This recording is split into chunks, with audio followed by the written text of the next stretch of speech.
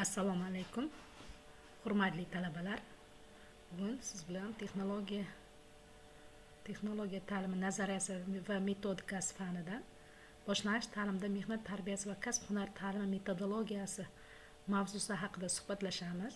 Demak, mavzuni men muhtaram prezidentimiz Shavkat Mirziyoyev Ro'manovichning so'zlari bilan boshlayman. Yoshlar tarbiyasi eng muhim masalalardan biridir.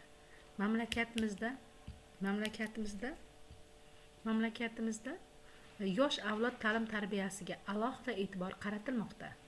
O'g'il qizlarning zamonaviy bilim olishi, yuksak ma'naviyatli bo'lib ulg'ayishi uchun zarur sharoit yaratish borasida ishlar izchil davom ettirilmoqda deydilar. Yangi iqtisodiyot munosabatlari kasb hunarga yo'naltirishning yangicha munosabati sharoitida mehnat ko'nikmalari va malakalarini maqsadli shakllantirishdan iborat bo'lib, ongli va har tomonlama rivojlangan fuqaroni tarbiyalashning tarkibiy qismi hisoblanadi. Mehnat tarbiyasi o'quvchilarga mehnatning mohiyatini chuqur anglatish, ularda mehnatga ongli munosabat, shuningdek muayyan ijtimoiy foydali harakat yoki kasbiy ko'nikma va malakalarni shakllantirishga yo'naltirilgan pedagogik faoliyat jarayoni bo'lib, ijtimoiy tarbiyaning muhim tarkibiy qismlaridan biri hisoblanadi. Mehnat tarbiyasini shunday tashkil etish kerakki, inson mehnat jarayoni va uning natijasidan qanoatlanishini tarkib toptirishga ko'maklashsin. Mehnat tarbiyasining pirovard maqsadi shaxs harakatining asosiy xislati sifatida uning mehnatga bo'lgan ehtiyojini shakllantirishdan iboratdir. Mehnat tarbiyasida maqsadga erishish yo'lida quyidagi vazifalarni ijobiy hal qilish maqsadga muvofiqdir. Jumladan, yosh avlodni mehnat qilish istagini qaror toptirish va ularni zamonaviy ishlab chiqarishning turli sohalarida faoliyat yuritishga tayyorlash. O'quvchilarda jamiyat manfaati yo'lida mehnat qilish ehtiyojini hosil qilish. Ularni aqliy qobiliyatlarini rivojlantirish. O'quvchilarning mavjud bilimlarini uzluksiz ravishda takomillashtirib borishlari uchun zarur shart-sharoit yaratish. Ularda mehnat ko'nikma va malakalarni tarkib toptirish. O'quvchilar faoliyatida yuqori madaniyat, maqsadga intilish, tashkilotchilik, mehnat intizomi, tadbirkorlik, tejamkorlik, ishni sifatli bajarish, moddiy boyliklarga ehtiyotkorona munosabatda bo'lish, hayotiy faoliyat yo'nalishini belgilash, malakalarni shakllantirish. O'quvchilarda davlat iqtisodiy, siyosiy mazmunning tayangan holda ular yashab turgan hududlar ishlab chiqarish, xususiyatlariga muvofiq kasblarni egallashga bo'lgan qiziqishlarini oshirishdan iboratdir. Xo'sh, o'quvchilarni kasb hunarga yo'naltirish ishlarini olib borishda kasb o'zi nima degan savol tug'iladi. Kasb to'g'rida bir qancha ta'riflar berilgan.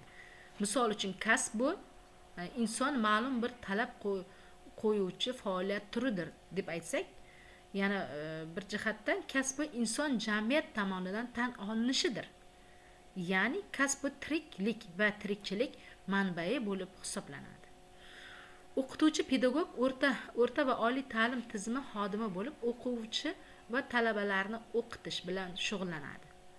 Boshqa manbalar nomlari ustoz, domla, muallim, o'qituvchi, muallim, turli yo'nalishlardagi umumiy o'rta ta'lim maktablari, akademik litsey va kasb hunar kollejlari, ya'ni professional ta'limlar ishlarini amalga oshiradigan mutaxassisdir. Oliy maktab o'qituvchilari domla deb aytsa, ba'zi bir o'quvchilarimiz o'qituvchi, ustoz deb aytib boradi. Ustoz bu o'sha ikkinchi onamizdek qabul qilishiga biz o'quvchilarga imkoniyat yaratib berish kerak. O'qituvchilarga nisbatan muallim yoki pedagog atamasi ham qo'llaniladi. O'qituvchilik kasbi juda qadim zamonlardan buyon inson faoliyatining alohida turi sifatida mavjud. Chunki inson faqat ta'lim-tarbiya tufayligina hayotni mazmunli davom ettiradi va rivojlana oladi. Kasblarga to'xtaladigan bo'lsak, shifokor, tibbiy tibbiy xodim, kasallikka chalingan yoki jarohatlangan odam sog'ligini tiklash bilan shug'ullanuvchi shaxsdir. Boshqa nomlari doktor, vrach, tabib, hakim deb ham aytilib o'tiladi. Yoki muhandislik kasbiga to'xtaladigan bo'lsak, muhandis yoki injener texnikaning muayyan bir sohasiga ixtisoslashgan mutaxassis hamda muhandislik sohalaridan biri bo'yicha oliy ma'lumotga egasidir. Ilgari sharqda binokor, yer o'lchovchi, bino yoki inshootlarni loyihalovchi, geometriya bilan shug'ullanuvchi kishilar muhandis deb atalgan.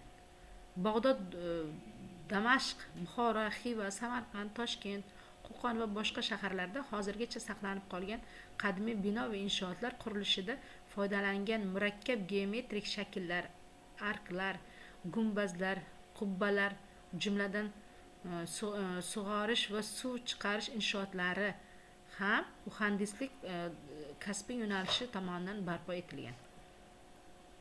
Zamonaviy kasb deganda marketing va digital marketing, ijtimoiy tarmoqlarga marketing, grafik dizayn, moliya, buxgalteriya, menejer, loyiha boshqaruvchi, sotuv menejeri, robototexnika mutaxassisi, video montaj ustasi yo'nalishlari, axborot texnologiyalari yo'nalishi bo'yicha esa dastur ta'minotchisi larda hisobga olishimiz mumkin ekan. Hozirgi o'sha aynan texnologiya darsi maktablarda o'tiladi, xabaringiz bor. Bu 1-sinfdan 4-sinfgacha tashkil qilinadigan dars.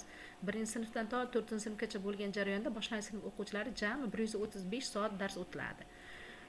Milliy o'quv dasturida hozirgi o'sha zamonaviy kasblardan kiritilgan, shulardan biri kiberxavfsizlik yoki javobgarlik kasbini bemalol aytib o'tishimiz mumkin.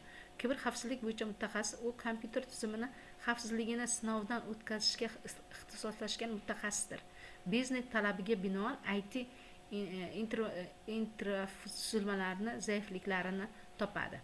Tadqiqotchilarning prognozlariga qaraganda global kiberxavfsizlik bozori 2021-yildagi 217,9 milliard dollardan hozirgi 2026-yilga kelib esa 2025-yilga kelib esa 345,4 milliard dollargacha o'sadi. Ya'ni 2026-yilgacha shunday prognozlar bor. Javobgarlik hozirgi kasbiga to'xtaladigan bo'lsak, fond birjasi mutaxassis vositachisi deb bilamiz bu kasb egalarini.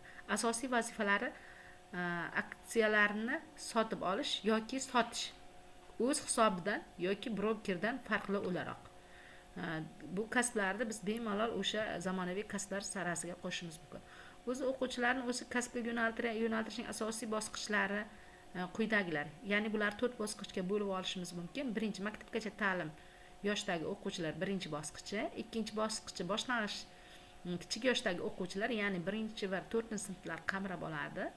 3-bosqichi o'rta yoshdagi, ya'ni bu 5-7-sinflar bo'lgan o'quvchilarni qamrab olsa va eng 4-bosqichi katta yoshdagi, ya'ni 8-9-sinf. Bu 4-bosqichda o'sha kasblarni qamrab oladigan fanlar nimasiga kirar, kasblar yo'naltirishga kirar ekan.